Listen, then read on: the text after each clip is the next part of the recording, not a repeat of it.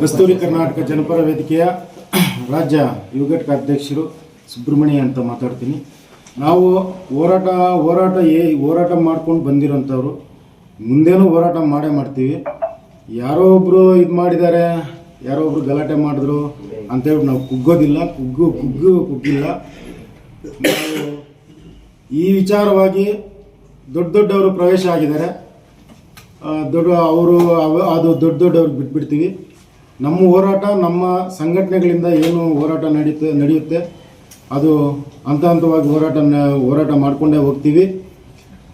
ಈ ನಮ್ಮ ಸಂಘಟನೆಗಳ, ನಮ್ಮ ಹೋರಾಟಗಾರರ ಮೇಲೆ ಏನು ಆಪಾದನೆ ಮಾಡಿ ನೀವು ಒಂದು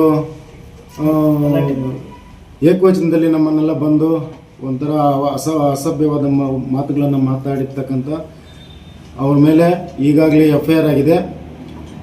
ಇದು ನಮಗೆ ಸಿಕ್ಕಂಥ ಜಯ, ಇದೆ ಮೊದಲ ಜಯ. ಇದು ಮುಂದೆ ಇವಾಗ ಆಶ್ವಾಸನೆ ಕೊಟ್ಟಿದ್ದಾರೆ, ನಮ್ಮ ಹಾಲಿ ಶಾಸಕರಾಗಿರ್ಬೋದು ಆಶ್ವಾಸನೆ ಕೊಟ್ಟಿದ್ದಾರೆ.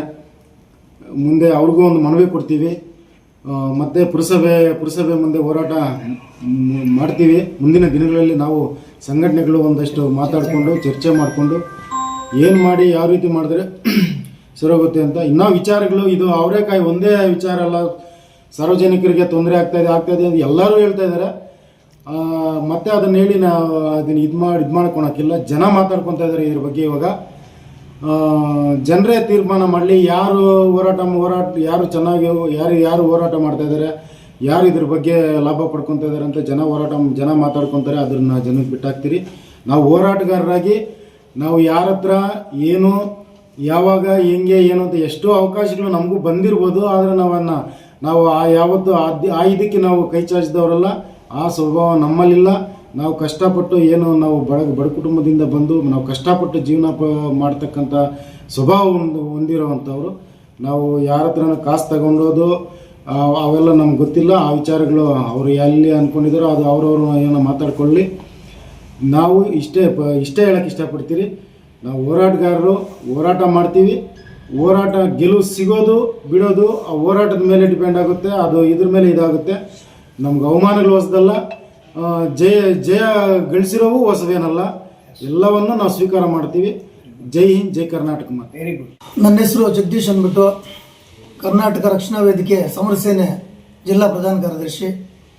ಇತ್ತೀಚೆಗೆ ನಡೀತಾ ಇರತಕ್ಕಂಥ ಏನು ನಮ್ಮ ಪಟ್ಟಣದಲ್ಲಿ ಅವರೇಕಾಯಿ ವಹಿವಾಟು ವಿಚಾರದಲ್ಲಿ ಕನ್ನಡ ಪರ ಸಂಘಟನೆಗಳು, ಇತರೆ ಪ್ರಗತಿಪರ ಸಂಘಟನೆಗಳು, ರೈತ ಸಂಘಟನೆಗಳು, ದಲಿತ ಸಂಘಟನೆಗಳು ಎಲ್ಲರೂ ಕೂಡ ಒಟ್ಟಾಗಿ ಸೇರಿ ಅಲ್ಲಿ ನಡೀತಾ ಇರತಕ್ಕಂಥ ಅವರೇಕಾಯಿ ವಹಿವಾಟಿನಿಂದ ಸುಮಾರು ಸಾರ್ವಜನಿಕರಿಗೆ ಮತ್ತು ಪಾದಾಚಾರಿಗಳು ನಡೆದಾಡ್ಕೊಂಡು ಹೋಗಬೇಕಾಗಿರ್ತಕ್ಕಂಥ ಒಂದು ಮಾರ್ಗ ಸಂಪೂರ್ಣವಾಗಿ ಅದು ದಲ್ಲಾಳಿಗಳ ಪಾಲಾಗಿ ಆ ಒಂದು ಸ್ಥಳವನ್ನು ಸಂಪೂರ್ಣವಾಗಿ ಒತ್ತುವರಿ ಮಾಡಿಕೊಂಡು ಸುಮಾರು ಸಾರ್ವಜನಿಕರಿಗೆ ವಾಹನಗಳ ಓಡಾಟಕ್ಕೆ ತೊಂದರೆ ಆಗ್ತಾ ಇರೋ ವಿಚಾರ ಸರ್ಕಾರದ ಒಂದು ಗಮನವನ್ನು ಸೆಳೆಯುವಂಥ ಕೆಲಸ ಹೋರಾಟಗಾರರು ಎಲ್ಲರೂ ಕೂಡ ಸೇರಿ ಪಕ್ಷಾತೀತವಾಗಿ ಹೋರಾಟವನ್ನು ಹಾಗೂ ಮನವಿ ಪತ್ರಗಳನ್ನು ಕೊಟ್ಕೊಂಡು ಸರ್ಕಾರದ ಗಮನವನ್ನು ಸೆಳೆಯುವಂಥ ಒಂದು ಕೆಲಸವನ್ನು ಮಾಡ್ತಾ ಇದ್ದೀವಿ. ಆದರೆ ಇತ್ತೀಚೆಗೆ ನಾವು ಹೋರಾಟ ಮಾಡ್ತಾ ಇರ್ತಕ್ಕಂಥ ಒಂದು ಸ್ಥಳದಲ್ಲಿ ಕೆಲವೊಂದು ಬಲಾಢ್ಯರು ರಾಜಕೀಯ ಪ್ರೇರಿತವಾಗಿ ಅವರು ಬಲಾಢ್ಯತನವನ್ನು ತೋರಿಸೋದಕ್ಕೆ ಹೋರಾಟಗಾರರ ಮೇಲೆ ಒಂದು ಆರೋಪಣೆ ಮಾಡ್ತಾರೆ. ಚಿಲ್ಲರೆ ಕಾಸು ತಗೊಂಡು ಮತ್ತು ಅವ್ರು ಕೊಡ್ತಕ್ಕಂಥ ಒಂದು ಏನು ಭ್ರಷ್ಟಾಚಾರದ ಹಣವನ್ನು ತಗೊಂಡು ನೀವು ಈ ರೀತಿ ಹೋರಾಟವನ್ನು ಮಾಡ್ತಾ ಇದ್ದೀರಿ, ಈ ಹಣ ನಿಮ್ಗೆ ಕೊಟ್ಟಿಲ್ಲ ಅನ್ನೋ ಒಂದು ಮಾತನ್ನು ಅವ್ರು ಹೇಳಿದ್ದಾರೆ. ನಾವೆಲ್ಲ ಹೋರಾಟಗಾರರೆಲ್ಲರೂ ಕೂಡ ಸೇರಿ ಅವ್ರಿಗೊಂದು ಪ್ರಶ್ನೆ ಕೇಳ್ತಾ ಇದ್ದೀವಿ. ಇದು ನೀವು ಸಾಬೀತು ಮಾಡಲಿಲ್ಲ ಅಂತ ಹೇಳಿದ್ರೆ ಈ ಒಂದು ವಿಚಾರವನ್ನು ನಿಮ್ಮ ಮೇಲೆ ಮಾನನಷ್ಟ ಮೊಕದ್ದಮೆ ಹಾಕಿ ನಿಮ್ಮನ್ನು ಕಾನೂನು ರೀತಿ ನಾವು ಎದುರಿಸೋದಕ್ಕೆ ನಾವೆಲ್ಲ ಹೋರಾಟಗಾರರು ಕೂಡ ಸಿದ್ಧವಾಗಿದ್ದೇವೆ ಅಂತೇಳಿ ನಿಮಗೆ ಒಂದು ಎಚ್ಚರಿಕೆಯನ್ನು ಕೊಡ್ತಾ ಇದ್ದೀನಿ ಈ ಮುಖಾಂತರ. ಮತ್ತು ಇನ್ನೊಂದು ವಿಚಾರ ಹೇಳ್ತೀನಿ, ಈ ರೀತಿ ನಮ್ಮ ಮೇಲೆ ಆರೋಪ ಮಾಡ್ತಿರಲ್ಲ, ನೀವು ಪುರಸಭೆ ಅಧ್ಯಕ್ಷರಾಗಿದ್ದಾಗ 5 ಲಕ್ಷ ರೂಪಾಯಿ ಹಣ ಪುರಸಭೆ ಖಾತೆಗೆ ಜಮಾ ಮಾಡಬೇಕಾಗಿರ್ತಕ್ಕಂಥ ಹಣ ತಮ್ಮ ಸ್ವಂತ ಖಾತೆಗೆ ಜಮಾ ಮಾಡಿಕೊಂಡು ಭ್ರಷ್ಟಾಚಾರದಲ್ಲಿ ಸಿಲುಕಾಕೊಂಡು ಜೈಲು ಪಾಲು ಆಗುವಂಥ ಒಂದು ಕೇಸುಗಳನ್ನು ಹಾಕಿಸ್ಕೊಂಡು ಮೈ ಮೇಲೆ ಎಳೆದಾಡಿಕೊಂಡು ಹೋಗಿರುವಂಥ ವ್ಯಕ್ತಿತ್ವವುಳ್ಳ ಮನಸ್ಸುಳ್ಳ ನೀವು ನಮ್ಮ ಹೋರಾಟಗಾರರನ್ನ ನೀವು ಭ್ರಷ್ಟಾಚಾರತೆ ರೂಪದಲ್ಲಿ ಕಾಣಿಸುವಂಥ ಸಾರ್ವಜನಿಕರಿಗೆ ನೀವು ಮಾಹಿತಿ ಕೊಡ್ತೀರಾ? ಇದು ನಿಮ್ಮ ಒಂದು ಘನತೆ ಗೌರವಕ್ಕೆ ತಕ್ಕದ್ದ ಅಂತೇಳಿ ನಾನು ಒಂದು ಪ್ರಶ್ನೆಯನ್ನು ಮಾಡ್ತಾ ಇದ್ದೇನೆ. ಮತ್ತು ಏನು ಈ ಒಂದು ಅವರೇಕಾಯಿ ವಹಿವಾಟು ಇದೆಯೋ, ಈ ಒಂದು ಅವರೇಕಾಯಿ ವಹಿವಾಟು ನಡೆಸೋದಕ್ಕೆ APMC ಅನ್ನೋ ಒಂದು ಸಂಸ್ಥೆ ಇದೆ. ಈ ಒಂದು ಸಂಸ್ಥೆಯಲ್ಲಿ ನಡೆಸಿದ್ರೆ ಆ ಒಂದು ಸಂಸ್ಥೆಗೂ ಅನುಕೂಲ ಆಗುತ್ತೆ, ಮತ್ತು ರೈತರಿಗೂ ಅನುಕೂಲ ಆಗುತ್ತೆ, ಇಲ್ಲಿನ ಸಾರ್ವಜನಿಕರಿಗೂ ಕೂಡ ಅನುಕೂಲ ಆಗುತ್ತೆ. ಯಾಕೆ ಈ ವಿಚಾರದಲ್ಲಿ ನೀವು ರಾಜಕೀಯ ಪ್ರೇರಿತವಾಗಿ ಗಲಭೆಯನ್ನು ಸೃಷ್ಟಿ ಮಾಡುವಂಥ ಒಂದು ವಾತಾವರಣವನ್ನು ನಿರ್ಮಾಣ ಮಾಡ್ತೀರಿ? ನೀವು ಒಬ್ಬ ಜನಪ್ರತಿನಿಧಿಗಳೇ ಅಲ್ವಾ? ನೀವೆಲ್ಲ ಕೂಡ ಸಹಕಾರ ಕೊಟ್ಟರೆ, ಹೋರಾಟಗಾರರಿಗೆ ಸಹಕಾರ ಕೊಟ್ಟರೆ ಈ ಒಂದು ಪಟ್ಟಣದ ಒಂದು ಪ್ರದೇಶ ಭಾಳಷ್ಟು ಸುಂದರವಾಗಿರ್ತದೆ, ಸಾರ್ವಜನಿಕರಿಗೂ ಕೂಡ ಸುಗಮವಾಗಿ ಸಂಚಾರ ಮಾಡ್ತಕ್ಕಂಥ ಒಂದು ಅನುಕೂಲ ಆಗುತ್ತೆ. ಇದನ್ನೆಲ್ಲ ಕೂಡ ನೀವು ಗಮನದಲ್ಲಿ ಇಟ್ಕೋಬೇಕಾಗತ್ತೆ. ಮುಂದಿನ ದಿನಗಳಲ್ಲಿ ಈ ರೀತಿಯ ನೀವು ವಾತಾವರಣವನ್ನು ಸೃಷ್ಟಿ ಮಾಡಿದ್ರೆ ಇವತ್ತು ಏನು ಹೋರಾಟಗಾರರಿದ್ದಾರೋ ನಮ್ಮ ಜೊತೆಗೆ ಎಲ್ಲ ಶ್ರೀನಿವಾಸಪುರ ತಾಲೂಕಿನಾದ್ಯಂತ ಆಗ್ಬೋದು, ಪಟ್ಟಣದಾದ್ಯಂತ ಇರತಕ್ಕಂಥ ಎಲ್ಲ ಸಾರ್ವಜನಿಕರು ಕೂಡ ನಮ್ಮ ಜೊತೆಗೂಡಿ ಹೋರಾಟಕ್ಕೆ ಇಳಿಯುವಂಥ ಒಂದು ಸಮಯ ಕೂಡ ಬಂದೇ ಬರುತ್ತೆ ಅಂತೇಳಿ ನಾನು ಈ ಮುಖೇನ ತಮ್ಮ ಎಲ್ರಿಗೂ ಕೂಡ ನಾನು ಎಚ್ಚರಿಕೆ ಗಂಟೆಯನ್ನು ಎಲ್ಲ ಹೋರಾಟಗಾರರ ಮುಖಾಂತರ ಕೊಡೋಕ್ಕೆ ಬಯಸ್ತೇನೆ. ಮತ್ತು ಇನ್ನೊಂದು ವಿಚಾರವನ್ನು ಹೇಳಕ್ಕೆ ಬಯಸ್ತೇನೆ. ನಾನು ಏನು ನಮ್ಮ ಹೋರಾಟಗಾರರು ಹೇಳಿದಾರೋ, ಈ ಒಂದು APMC ಮಾರ್ಕೆಟ್ನಲ್ಲಿ ಈ ಒಂದು ವಹಿವಾಟು ನಡೆದ್ರೆ ರೈತರಿಗೆ ಸಾಕಷ್ಟು ಅನುಕೂಲ ಆಗುತ್ತೆ. ಇಲ್ಲಿ ಕಡಿಮೆ ದರದಲ್ಲಿ ನಿಮ್ಮ ದಲ್ಲಾಳಿಗಳು, ಇವತ್ತು ದಲ್ಲಾಳಿಗಳ ಪರವಾಗಿ ನೀವು ವಹಿಸ್ಕೊಂಡು ಮಾತಾಡ್ತಾ ಇದ್ದೀರಲ್ಲ, ನಿಮ್ಮ ದಲ್ಲಾಳಿಗಳು ಕಡಿಮೆ ರೇಟ್ಗೆ ನಮ್ಮ ರೈತರಿಂದ ಪರ್ಚೇಸ್ ಮಾಡ್ತಾ ಇದ್ದೀರಿ. 26-25 ರೂಪಾಯಿಗೆ ನೀವು ತಗೊಂಡ್ರೆ 50 ರೂಪಾಯಿಗೆ ನೀವು ಮಾರಾಟ ಮಾಡ್ತಾ ಇದ್ದೀರಿ. ಇದರಿಂದ ಯಾರಿಗೆ ಲಾಭ? ಕೇವಲ ನಿಮ್ಮ 4 ಜನಕ್ಕೆ ಲಾಭ. ನಮ್ಮ ರೈತರು ಸಂಪೂರ್ಣವಾಗಿ ನಿಮ್ಮ 4 ಜನ ದಲ್ಲಾಳಿಗಳಿಂದ ನಷ್ಟ ಅನುಭವಿಸ್ತಾ ಇದ್ದಾರೆ. ನಿಮ್ಮಿಂದ ರೈತರಿಗೆ, ಬಡ ಜನರಿಗೆ ಏನ್ರಿ ಲಾಭ? ಈ 4 ಜನ ಅವರ ಹೊಟ್ಟೆ ಬಟ್ಟೆ, ಅವರ ಒಂದು ಬಿಲ್ಡಿಂಗ್ ಕಟ್ಕೊಂಡು ಅವರು ಅಕ್ರಮ ದುಡ್ಡು ಮಾಡ್ಕೊಳ್ಳೋದಕ್ಕೆ ನೀವು ಇವತ್ತಿನ ಬಂದು ಏನು ನಾವು ಹೋರಾಟ ಮಾಡ್ತೇವೆ ಈ ಒಂದು ಸ್ಥಳದಲ್ಲಿ ಬಂದು ಹೋರಾಟಗಾರರ ಮೇಲೆ ಇಲ್ಲಿಸಲ್ಲದ ಆರೋಪ ಮಾಡ್ತೀರಾ? ಈ ಒಂದು ಆರೋಪ ಮಾಡೋದಕ್ಕೆ ನಿಮ್ಗೆ ಯಾವ ನೈತಿಕತೆ ಇದೆ? ಇನ್ನೊಂದು ಪ್ರಶ್ನೆಯನ್ನು ಕೇಳ್ತೇನೆ. ಇವತ್ತು ಮಾವು ಬೆಲೆ ಸಂಪೂರ್ಣವಾಗಿ ಕುಸಿದು ಬಿದ್ದೋಗಿತ್ತು. ಈ ಒಂದು ಮಾವು ಬೆಲೆ ಕುಸಿದು ಬಿದ್ದಂಥ ಸಂದರ್ಭದಲ್ಲಿ ಅವತ್ತಿನ ದಿನ ಇದೇ ಹೋರಾಟಗಾರರ ಮುಖಾಂತರನೇ ಮಾವು ಬೆಲೆ ಸಿಕ್ಕಿದ್ದು. ಆ ಮಾವು ಬೆಲೆಯನ್ನು ನೀವು ಕೂಡ ಪಡ್ಕೊಂಡಿದ್ದೀರಿ. ಪಾಣಿಗಳು ಕೊಟ್ಟು ಈ ಹೋರಾಟಗಾರರು ಎಲ್ಲ ಕೂಡ ಹೋರಾಟ ಮಾಡಿದ್ದಕ್ಕೆ ನಿಮ್ಮ ಒಂದು ಖಾತೆಗಳಿಗೆ ಕೂಡ ಹಣ ಜಮಾ ಆಗಿದೆ. ಅದನ್ನು ಮರಿಬೇಡಿ. ಹೋರಾಟಗಾರರ ಮೇಲೆ ಮಾತನಾಡುವಾಗ ಬಾಯಿ ಹಿಡಿತಾ ಇಟ್ಕೊಂಡು ಮಾತಾಡೋದನ್ನು ಕಲೀರಿ. ಇವತ್ತಿನ ದಿನ ನಾಡು ನುಡಿ ಜಲ ನಮ್ಗೆ ಏನೇ ಆಗಲಿ ಸಮಸ್ಯೆ ಆದರೆ ಈ ಹೋರಾಟಗಾರರ ಮುಖಾಂತರನೇ ಸರ್ಕಾರದ ಗಮನವನ್ನು ಸೆಳೆದು ನಮ್ಗೆ ಆಗಿರ್ತಕ್ಕಂಥ ಅನ್ಯಾಯಕ್ಕೆ ನ್ಯಾಯ ಕೊಡಿಸುವಂಥ ಕೆಲಸ ಮಾಡೋದು ಈ ಹೋರಾಟಗಾರರೇ. ಇದನ್ನೆಲ್ಲ ಗಮನದಲ್ಲಿ ಇಟ್ಕೊಂಡು ಮಾತಾಡಬೇಕಾಗತ್ತೆ. ಹುಷಾರ್. ಜೆ ರಸ್ತೆಯಲ್ಲಿ ಅವರೇಕಾಯಿ ವ್ಯಾಪಾರಸ್ಥರಿಂದ ಸಾರ್ವಜನಿಕರಿಗೆ ಮತ್ತು ಆಂಬುಲೆನ್ಸ್ ಒಡನಾಟಕ್ಕೆ ಮತ್ತು ವಿದ್ಯಾರ್ಥಿ ಶಾಲಾ ಮಕ್ಕಳು ಓಡಾಡೋದಕ್ಕೆ ಭಾಳ ತೊಂದರೆ ಆಗಿರೋದ್ರಿಂದ ನಾವು ಭಾಳಷ್ಟು ವರ್ಷಗಳಿಂದ ನೋಡಿ ಪ್ರತಿಭಟನೆಗಳು ಮಾಡಿದ್ವಿ. ಇವಾಗ ಈ ವರ್ಷ ಏನೇ ಆಗಲಿ ಪ್ರತಿಭಟನೆ ಮಾಡಿ ಅವ್ರನ್ನ RMC APMCಗೆ ಕಳಿಸ್ಬೇಕು. ಅಲ್ಲಿ ಜಾಗ ಇದೆ, ಅಲ್ಲಿ ಮಾರಾಟ ಮಾಡಲಿ, ರೈತರಿಗೂ ಅನುಕೂಲ ಆಗುತ್ತೆ. ರೈತರಿಗೆ ಇಲ್ಲಾದರೆ ದಳ್ಳಾಳಿಕಾರರು ಏನು ಮಾಡ್ತಾರೆ ಅಂದರೆ 26 ರೂಪಾಯಿ 28 ರೂಪಾಯಿ ಇವರೇ ಕರ್ಕೊತಾರೆ, ಅವರು 50 ರೂಪಾಯಿ ಮಾರಾಟ ಮಾಡ್ತಾರೆ. ಅಲ್ಲಾದರೆ RMCನಲ್ಲಿ ಅಲ್ಲಿ ಆಕ್ಷನ್ ಆಗ್ತದೆ, ರೈತರಿಗೆ ಅನುಕೂಲ ಇರ್ತದೆ, ರೈತರಿಗೆ ಕರೆಕ್ಟಾಗಿ ಕಾಸು ಸಿಗ್ತದೆ. APMC ಕೂಡ 1% ಅವ್ರಿಗೆ ಕಮಿಷನ್ ಹೋದರೆ APMC ಕೂಡ ಡೆವಲಪ್ಮೆಂಟ್ ಆಗ್ತದೆ. ಆದ್ದರಿಂದ ನಾವು ಹೋರಾಟ ಮಾಡಿದ್ದು ಸಂಘಟನೆಗಳು ಎಲ್ಲ ಪ್ರಗತಿಪರ ಸಂಘಟನೆಗಳು ಹೋರಾಟ ಮಾಡಿದ್ದೀವಿ. ಈಗ ಮೊನ್ನೆ ವಿಧಾನಸಭಾ ಮಾಜಿ ಸ್ಪೀಕರ್ ಅವರು, 2 ಬಾರಿ ಮಾಜಿ ಸ್ಪೀಕರ್ ಅವರು ಮತ್ತು 1 ಬಾರಿ ಮಂತ್ರಿ ಆದಂಥವರು ಭಾಳ ಬುದ್ಧಿಜೀವಿಗಳು. ಅವ್ರ ಬಗ್ಗೆ ನಮಗೆ ಅಪಾರವಾದ ಗೌರವ ಇದೆ. ಅವರು ಬರ್ತಾರೆ ಅಂತ ಗೊತ್ತಾಗಿದ್ದಕ್ಕೆ ನಮ್ಗೆ ಭಾಳ ಸಂತೋಷ ಆಯಿತು. ಸಂಘಟನೆ ಅವರಿಗೆ ಏನು ಬಂದು ಅವ್ರಿಗೆ ತಿಳಿ ಹೇಳಿ ಬುದ್ಧಿ ಹೇಳಿ APMC ಕಳಿಸ್ತಾರೆ ಅಂದ್ಕೊಂಡಿದ್ವಿ. ನಾವು ಈ ಥರ ಮಾಡ್ತಾರೆ ಅಂತ ನಾವು ಕನಸಲ್ಲೂ ಅಂದ್ಕೊಂಡಿಲ್ಲ. ಅವ್ರು ಈ ಮಟ್ಟಕ್ಕೆ ಹೇಳ್ತಾರೆ ಅಂತ ನಮ್ಗೆ ಗೊತ್ತಿರಲಿಲ್ಲ. ಸಂತೋಷ. ಅವ್ರಿಗೆ ಏನು ಅನಿಸಿದೆ ಅವ್ರು ಹೇಳಿದ್ದಾರೆ. ಈಗ APMCಗೆ ಹೋಗಿರೋರು ಪಾಪ ಟೊಮಾಟೊ ಅವರು ಮತ್ತು ತರಕಾರಿ ಅವರು ಎಲ್ಲ ಬಂದು ಇಲ್ಲೇ MG ರೋಡಲ್ಲಿ ಮಾರಾಟ ಮಾಡ್ಕೊಳ್ಳಿ, ಏನಿದ್ರು ಅದು ನಡ್ಕೊಂಡು ಹೋಗ್ತಾ ಇರ್ತದೆ. ಆದ್ದರಿಂದ ದಯವಿಟ್ಟು ನಾವು ಹೋರಾಟಕ್ಕೆ ಯಾವತ್ತೂ ಕೂಡ ಹೋರಾಟಕ್ಕೆ ಬದ್ಧವಾಗಿರ್ತೀವಿ. ಸಂಘಟನೆಗಳು ಯಾವತ್ತೂ ಹಿಂದೆ ಜರಿಯೋದಿಲ್ಲ. ನಮಗೆ ಈ ಹೋರಾಟ ಸಮಾಧಾನ ತಂದಿದೆ. ಜನರು ಕೂಡ ಸಂತೋಷ ಆಗಿದ್ದಾರೆ. ನಾವು ಮಾಡಿರೋ ಕೆಲಸ ಒಳ್ಳೆಯದು ಅಂತ ಜನಾಭಿಪ್ರಾಯ ತೀರ್ಮಾನ ಆಗಿದೆ. ಆದ್ದರಿಂದ ನಾವು ಇವತ್ತು ಏನು ಇಲ್ಲಿ ಮಾಧ್ಯಮ ಮಿತ್ರರಿಗೆ ನಾವು ಹೇಳ್ತಾ ಇದ್ದೀವಿ ಅಂತಂದರೆ, ಇದುವರೆಗೂ ನಾವೇನು ಹೋರಾಟ ಮಾಡಿದ್ವಿ ಅದರಲ್ಲೆಲ್ಲ ಕೂಡ ಯಶಸ್ವಿ ಕಂಡಿದ್ವಿ. ಹೋರಾಟಗಾರರಿಗೆ ಯಶಸ್ವಿ ಮತ್ತು ಫೈಲೂರ್ ಆಗೋದು ಅವೆಲ್ಲ ಕೂಡ ನಾವು ಲೆಕ್ಕಕ್ಕೆ ಇಟ್ಕೊಳ್ಳಲ್ಲ. ಹೋರಾಟಗಾರರು ಯಾವತ್ತು ಹೋರಾಟ ಮಾಡ್ತಾನೆ ಇರ್ತವೆ, ನಮ್ಗೆ ಲೆಕ್ಕ ಇರಲ್ಲ ಅಂತೇಳಿ ಈ ಸಂದರ್ಭದಲ್ಲಿ ಹೇಳ್ತಾ ಇದ್ದೀವಿ. ರಾಜ್ಯ ರೈತ ಸಂಘ ಹಾಗೂ ಹಸಿರು ಸೇನೆ ರಾಜ್ಯ ಹಿರಿಯ ಉಪಾಧ್ಯಕ್ಷರಾಗಿದೆ. ಏನು ಈ ಶ್ರೀನಿವಾಸಪುರದಲ್ಲಿ MG ರಸ್ತೆಯಲ್ಲಿ ಅವರೇಕಾಯಿ ಮಾರಾಟ ಮಾಡ್ತಾ ಇರ್ತಕ್ಕಂಥ ಒಂದು ವಿಚಾರದಲ್ಲಿ ಸುಮಾರು 4-5 ವರ್ಷಗಳಿಂದ ಈ ಸಬ್ಜೆಕ್ಟನ್ನು ತಾಲೂಕು ಅಧಿಕಾರಿಗಳು, ಇನ್ಸ್ಪೆಕ್ಟರಿಗೂ, ಜಿಲ್ಲಾಧಿಕಾರಿಗಳ ಗಮನಕ್ಕೆ ಎಲ್ಲ ಹೋರಾಟಗಾರರು ತಂದಿದ್ದಾರೆ. ಮನವಿ ಕೊಟ್ಟು ಅವ್ರ ಗಮನಕ್ಕೆ ತಂದಿದ್ದಾರೆ.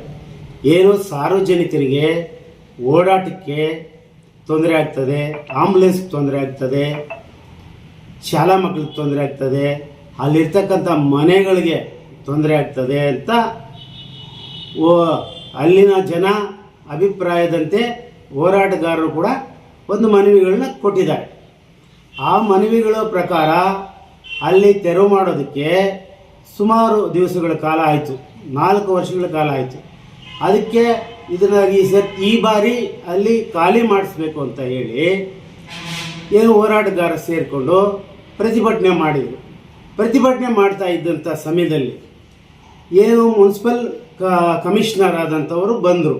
ಅವರ ಜವಾಬ್ದಾರಿ ಇರ್ತಕ್ಕಂಥ ಅವರ ಜವಾಬ್ದಾರಿ ಅವರು ಬಂದು ಇದನ್ನು ತೆರವು ಮಾಡ್ತೀವಿ ಅಂತೇಳಿ ಅವರೆಲ್ಲ ತೆರವು ಮಾಡಿ ನಾಳೆಯಿಂದ ಇಲ್ಲಿ ಯಾವುದೇ ವಹಿವಾಟು ನಡೆಯೋದಿಲ್ಲ, ಅವರೇಕಾಯಿ ವಹಿವಾಟು ಇಲ್ಲಿ ನಡೆಯೋದಿಲ್ಲ ಅಂತ ನಮ್ಮ ಹತ್ರ ಎಲ್ಲ ಖಾಲಿ ಮಾಡಿಸಿ ನಮ್ಮ ಹತ್ರ ಕೂಡ ಹೇಳಿ ಎಲ್ಲ ಹೋರಾಟಗಾರರಿಗೂ ಹೇಳಿದರು. ಹೇಳಿ ಅದಾದಮೇಲೆ ನಾವು ಅಲ್ಲಿಂದ ಇಲ್ಲಿ ಹೋರಾಟನ ಚಳುವಳಿನ ಇಲ್ಲಿಗೆ ಕೈ ಬಿಟ್ಟು ನಾವೆಲ್ಲ ಡಿಸ್ಪರ್ಸ್ ಆಗೋಣ ಅಂತ ನಾವು ಮಾತಾಡಿಕೊಳ್ಳೋ ಸಮಯದಲ್ಲಿ ಒಬ್ಬ ಮಾಜಿ ಪುರಸಭಾ ಅಧ್ಯಕ್ಷರು ಆದಂಥ ಪ್ರಕಾಶ್ ಅವರು ಅಲ್ಲಿ ಪ್ರವೇಶ ಮಾಡ್ತಾರೆ. ಪ್ರವೇಶ ಮಾಡಿ ಹೋರಾಟಗಾರರ ಬಗ್ಗೆ ಕೇವಲವಾಗಿ ಮಾತಾಡ್ತಾರೆ, ಅವ್ಯಾಚ್ಯ ಶಬ್ದಗಳಿಂದ ಮಾತಾಡ್ತಾರೆ. ಅವ್ಯಾಚ್ಯ ಶಬ್ದಗಳಿಂದ ಮಾತಾಡಿ ಗಲಭೆ ಸೃಷ್ಟಿ ಮಾಡ್ತಾರೆ. ಅವ್ರಿಗೂ ಒಪ್ಪಿಗೆ ಆಗಿತ್ತು. ಅಲ್ಲಿ ಅವರೇಕಾಯಿ ಮಾರಾಟ ಮಾಡೋರಿಗೆ, ಹೋರಾಟಗಾರರಿಗೂ, ಸಾರ್ವಜನಿಕರಿಗೂ ಎಲ್ರಿಗೂ ತೀರ್ಮಾನ ಆದಂಥ ಒಂದು ಸಂದರ್ಭದಲ್ಲಿ ಇವರು ಬಂದು ಗಲಭೆ ಸೃಷ್ಟಿ ಮಾಡ್ತಾರೆ. ಆ ಗಲಭೆ ಸೃಷ್ಟಿ ಮಾಡಿ ಅವ್ಯಾಚ್ಯ ಶಬ್ದಗಳಿಂದ ಮಾತಾಡ್ತಾರೆ. ಅವ್ಯಾಚ್ಯ ಶಬ್ದಗಳಿಂದ ಮಾತಾಡಿದಾಗ ಏನು ಈ ಹೋರಾಟಗಾರರಿಗೆ ಕಾಸು ಕೊಟ್ಟರೆ ಇಲ್ಲಿ ಮಾರಾಟ ಮಾಡ್ಬೋದು, ಇಲ್ಲದೆ ಇದ್ದರೆ ಮಾರಾಟ ಮಾಡಬಾರ್ದು, ಇವರು ಚಳವಳಿ ಮಾಡ್ತಾರೆ ಅಂತ ಒಂದು ಪ್ರಸ್ತಾಪ ಮಾಡ್ತಾರೆ. ನಾವು ಹೋರಾಟಗಾರರು ನಾವು ಯಾವುದೇ ಕಾರಣಕ್ಕೆ ಅವರು ಮುನ್ಸಿಪಲ್ ಪ್ರೆಸಿಡೆಂಟ್ ಆಗಿ ಕೆಲಸ ಮಾಡಿರ್ತಕ್ಕಂಥವರು, ಅವರು ಏನೇನು ವಹಿವಾಟುಗಳು ಮಾಡಿದ್ದಾರೆ, ಇಲ್ಲಿ ಅವರ ಜವಾಬ್ದಾರಿ ಇರ್ತಕ್ಕಂಥ ವ್ಯಕ್ತಿ, ಅವರು ಜಾಗ ಮಾಡಿಕೊಡ್ಬೇಕಾದಂಥ ವ್ಯಕ್ತಿಗಳು ಇಲ್ಲಿ ಏನು ಸಾರ್ವಜನಿಕರು ಓಡಾಡೋ ಸ್ಥಳದಲ್ಲಿ ಇಲ್ಲಿ ಬೇಡ, ಬೇರೆ ಜಾಗ ವ್ಯವಸ್ಥೆ ಮಾಡಬೇಕು ಅಂತ ಅವರು ಕೂಡ ನಮಗೆ ಒಳ್ಳೆ ರೀತಿಯಲ್ಲಿ ಸ್ಪಂದನೆ ಮಾಡಿದೆ, ಗಲಭೆ ಸೃಷ್ಟಿ ಮಾಡಿದ್ದಲ್ಲದೆ ನೀವು ಹಣ ಕೊಟ್ಟರೆ ಹೊರಟೋಗ್ತೀರಿ, ಹಣ ಕೊಡದೇ ಇದ್ದರೆ ಚಳವಳಿ ಮಾಡ್ತೀರಿ ಅಂತ ಹೇಳಿದ್ದಾರೆ.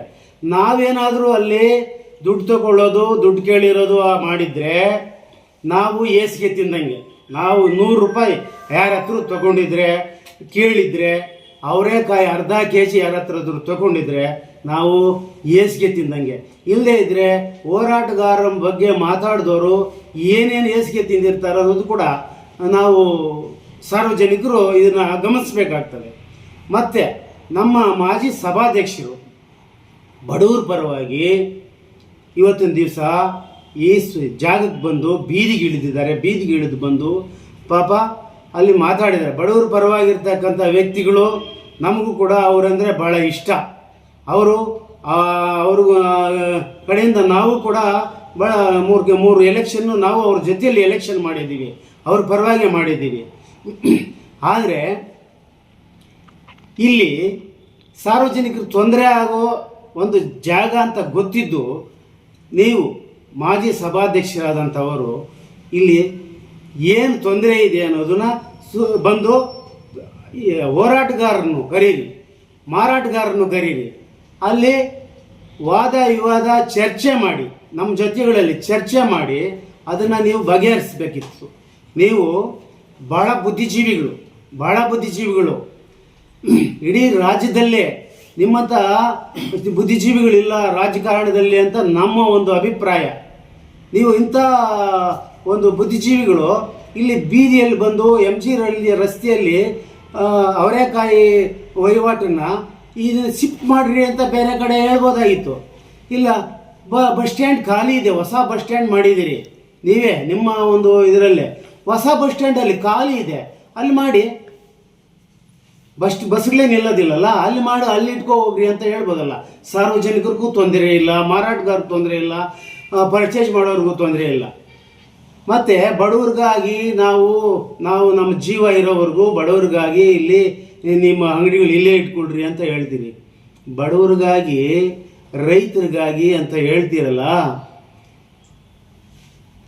ಫಾರೆಸ್ಟ್ ಇಲಾಖೆ ಬೆಳೆ ಇದ್ದಂಥ ಬೆಳೆಗಳನ್ನೆಲ್ಲ ಕೊಯ್ಲಿಗೆ ಬಂದಿರತಕ್ಕಂಥ ಫಸಲಿಗೆ ಬಂದಿರತಕ್ಕಂಥ ಬೆಳೆಗಳನ್ನೆಲ್ಲ ನಾಶ ಮಾಡಿದ್ರಲ್ಲ, ಆವಾಗ ನಿಮಗೆ ಯಾಕೆ ಇದ್ರ ಬಗ್ಗೆ, ಬಡವ್ರ ಬಗ್ಗೆ, ರೈತರ ಬಗ್ಗೆ ಕಾಳಜಿ ಬರಲಿಲ್ಲ?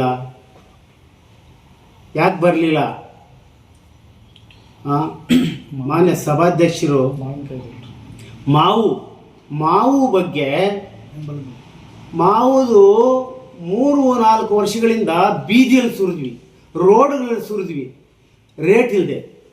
ಇನ್ಶೂರೆನ್ಸ್ ಬಗ್ಗೆ ಹೋರಾಟ ಮಾಡಿದ್ವಿ, ಇನ್ಶೂರೆನ್ಸ್ ಬಗ್ಗೆ ಹೋರಾಟ ಮಾಡಿ ಇನ್ಶೂರೆನ್ಸ್ ಆಫೀಸ್ಗೆಲ್ಲ ಹೋಗಿ ಮುತ್ತಿಗೆ ಹಾಕಿದ್ವಿ.